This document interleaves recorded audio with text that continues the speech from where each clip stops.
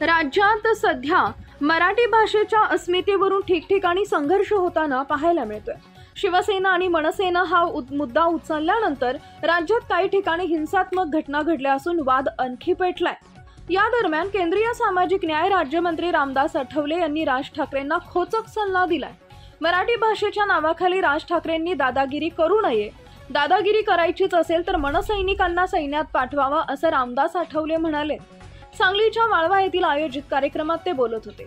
मराठी ही आपली भाषा आहे, पण एखाद्याला मराठी येत नसेल तर त्याला मराठी बोलण्याबाबत सक्ती करू नये। देशाच्या अनेक राज्यात मराठी बांधव राहतात, त्यामुळे राज ठाकरेंनी मराठी भाषेच्या नावाखाली कोणावरही दादागिरी करू नये आणि दादागिरी करायची असेल तर त्यांच्या मनसैनिकांना लष्करात पाठवावं असा खोचक सल्ला रामदास आठवलेंनी राज ठाकरेंना लगावलाय।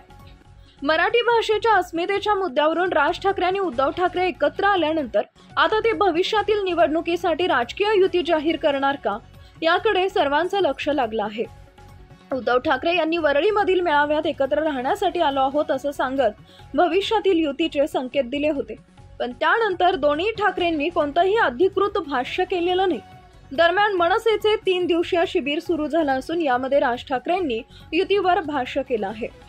मनसे अध्यक्ष राज ठाकरे यांनी पदाधिकाऱ्यांना कामाला लागा, बाकी निर्णय वेळेवर घेऊ असा आदेश दिलाय। मनसेच्या दुसऱ्या दिवसाच्या शिबिराचं सकाळ सत्र संपलंय।